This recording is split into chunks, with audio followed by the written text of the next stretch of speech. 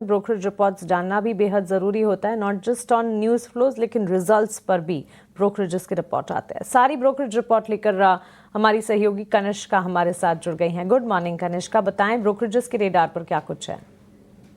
Good morning Mansi. जैसे कि आपने बोला, रिजल्ट्स के बाद आज काफ़ी सारे ब्रोकरेज कॉल्स आए हैं। सबसे पहले बात करते हैं कोफोर्ज के बारे में। तो नुवामा ने कोफोर्ज पर अपना टारगेट बढ़ाया है, 2250 कर दिया है, जो पहले के 2000 के मुकाबले ज़्यादा है। रेटिंग बाय बनाए रखी है। ये टारगेट प्राइस अपग्रेड आया है कंपनी के Q2 परफॉर्मेंस के बाद, जो कि काफ़ी स्ट्रॉन्ग रहा। रेवेन्यू 6% ऊपर गया सिक्वेंशली कांस्टेंट करेंसी बेसिस पर। एबिट मार्जिन भी 250 बेसिस पॉइंट्स बढ़ा और अब 14% तक पहुंच गया है। इसके अलावा मॉर्गन स्टैनली ने भी कोफोर्ज पर अपना टारगेट, अपना जो पॉजिटिव व्यू है वो बनाए रखा है। टारगेट दिया है 2030 रुपीज़, पहले के 1880 रुपीज़ से बढ़ाकर।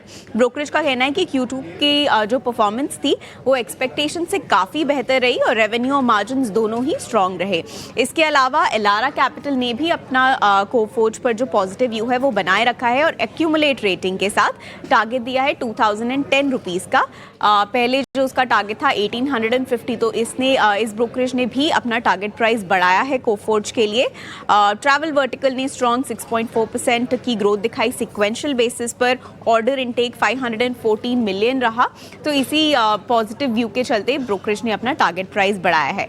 अब आगे बढ़ते हैं बैंकिंग और फाइनेंस स्पेस की तरफ।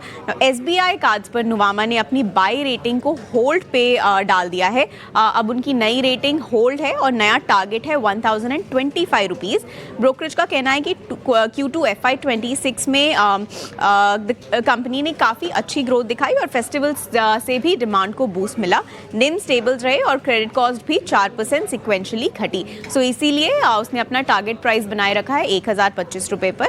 इसके आगे बात करते हैं SBI लाइफ की, जिसपे भी नुवामा का काफ़ी पॉजिटिव आउटलुक है। टारगेट है 2250 रुपीज़, जो उन्होंने बढ़ाया है 2320 रुपीज़ से बढ़ाकर। Q2 में total APE 10% year on year बढ़ा, मार्जिन्स 28% तक पहुंचे और VNB 15% जंप करके 1616 करोड़ तक पहुंचा। तो इसी वजह से उन्होंने अपना पॉजिटिव व्यू जो है मेंटेन रखा है। और फाइनली कोटक महिंद्रा बैंक पर मॉर्गन स्टैनली ने ओवरवेट रेटिंग मेंटेन की है और टारगेट दिया है 2600 रुपीज़ का।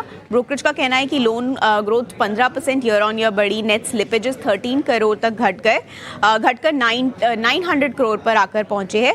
निम्स भी स्ट्रांग रहे और अनसिक्योर्ड लोन्स में थोड़ी कमी देखने को मिली और इसी के चलते उन्होंने अपना पॉजिटिव स्टांस बनाए रखा है और ओवरवेट की रेटिंग दी है। तो ये थे आज के top brokerage calls.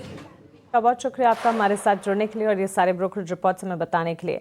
Equity markets में खबरें कहां पर हैं, फंडामेंटल्स क्या हैं और साथ ही टेक्निकल्स लगातार हम आपको बता रहे हैं। लेकिन not just equity market, commodity market पर भी हमारी नज़र है। और जिस तरह से पिछले दिनों सोने चांदी की चाल में हमने रिकॉर्ड लेवल्स देखे, ऑफकोर्स वहाँ से वो लेवल्स और रिकॉर्ड मजबूती थोड़ी फ्रिजल आउट होती हुई भी नजर आई।